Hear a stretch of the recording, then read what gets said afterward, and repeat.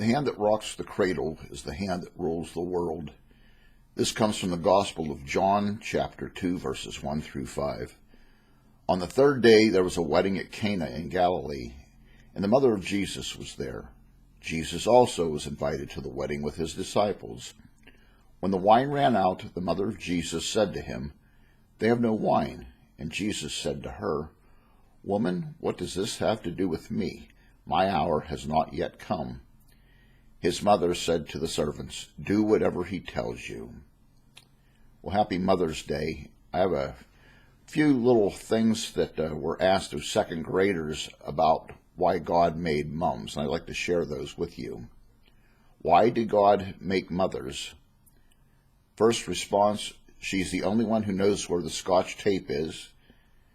Second response, mostly to clean the house. 3, to help us out of there when we were getting born. The question is posed, how did God make mothers? First response, he used dirt, just like for the rest of us. Number 2, magic plus superpowers and a lot of stirring. And number 3, God made my mom just like he made me. He just used bigger parts. Question is asked, what ingredients are mothers made of?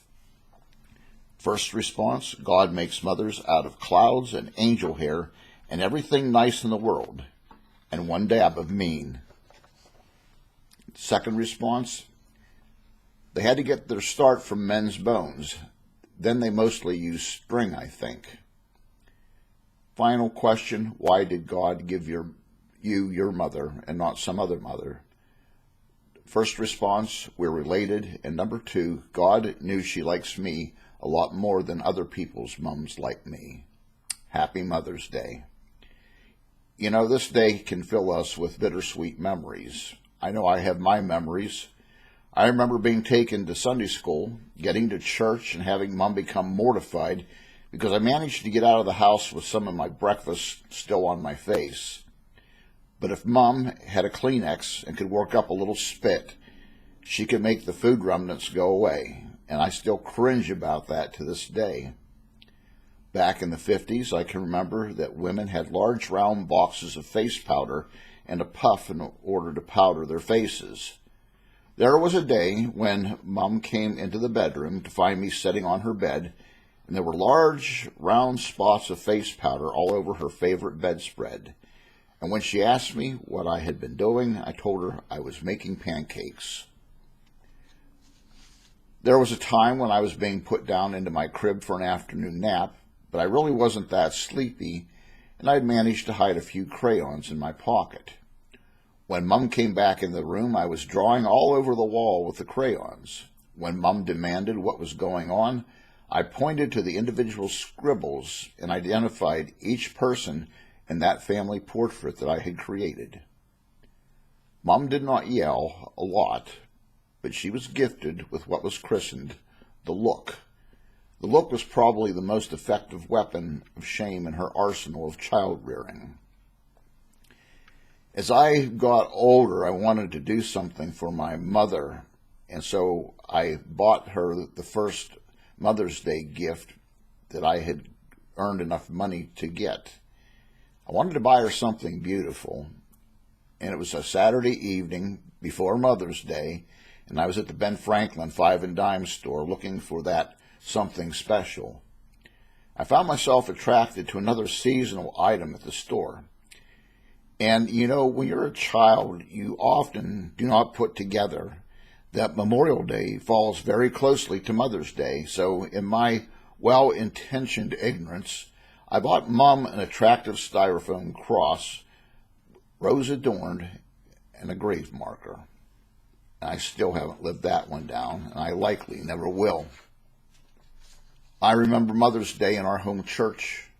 Each Mother's Day that rolled around, you could place a safe bet that Bob King, the confirmed bachelor of the community, was going to go up front with his guitar to perform "Tell Mother I'll Be There." One thing that could not be said of Bob was that he was a singer. The only thing that might rival his lack of singing ability was his lack of guitar playing ability. And I can remember sitting there, red-faced and unwilling to look up in utter embarrassment for Bob.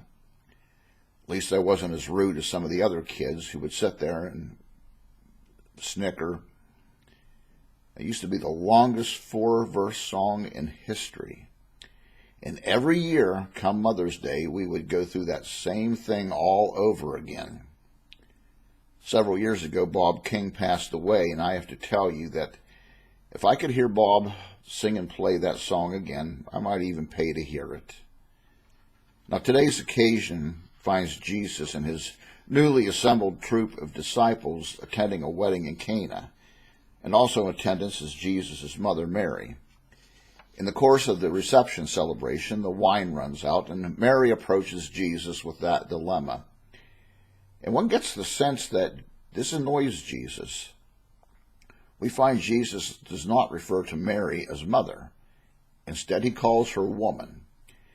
And he asks the woman what their lack of wine has to do with him. From his point of view, this was not necessarily a priority. Miracles were not to just be shuffled out carelessly.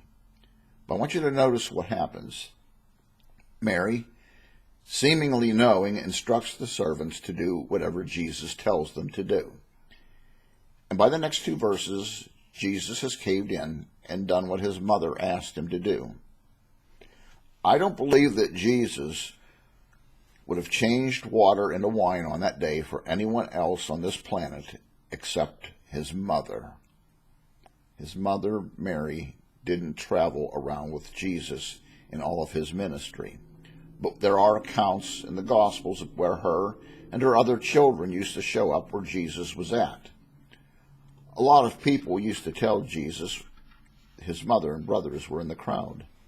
But Jesus never dropped what he was doing.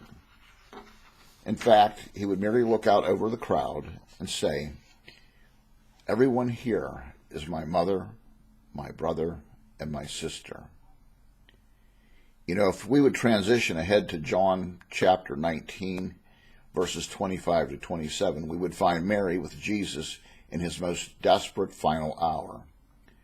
And there on the cross we find that what was going on in Jesus' mind was, who's going to look after Mom when I'm gone? There at the foot of the cross stood the woman who brought him into the world, in a stable no less, and she was there to wrap him up as a baby in swaddling clothes. There stands the woman who's watching him leave this life, on a cross no less, and she would be there to wrap him up in swaddling clothes again. And Jesus is still referring to her as woman as he entrusts her into John's care. Mothers, we may not all be one, but somewhere down the line we've all had one, at least biologically. But as Oprah Winfrey has observed, biology is the least of those things which make someone a mother. It is one thing to contribute from one's gene pool toward a life, but sadly, that is the only well that some women have declaimed that they've drawn from. If only heredity and DNA were all that it takes to raise a child up into being a responsible human being. But we are more than physical depositories that someone has invested in. We are also creatures of intellect, emotion, spirituality, and aspiration that require more than an investment of 9 months.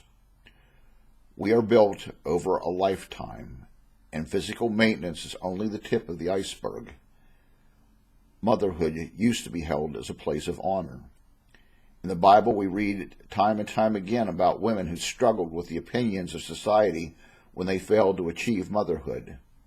Women such as Sarah and Rachel, Hannah and Tamar, Ruth and Elizabeth. Now, eventually, all the above-mentioned women finally did become mothers. But there are also a lot of women who did not. To achieve biological motherhood and stop there is to do a disservice to a child, society, and God. Some of the most mothering women I have ever met never came to be biological mothers, but they did become strong role models. A lot of mothers today work so that their children can have the extra. But sometimes that ends up of depriving them of the greatest thing they could ever give them, themselves and their time. The faithfulness of mothers. They believe in their child, even when the rest of the world has turned on them. Is it any wonder that the fourth commandment says that mothers should be honored? William Ross Wallace penned the quote that I borrowed for the title of today's message: "The hand that rocks the cradle is the hand that rules the world." There is much truth in that saying. Who can begin to gauge the depths of a mother's influence in the life of a child? Henry Ward Beecher, in his Proverbs from Plymouth Pulpit, makes a similar observation in stating, "What mother sings to the cradle goes all the way down to the coffin." I know for myself that rings true, and we can see that truth play out this morning in the life of Jesus and that relationship that threaded throughout his entire life. If we step back and look at that relationship, we can see that there was no little amount of tension, but overriding that theme, there was also no little amount of love that was displayed there either.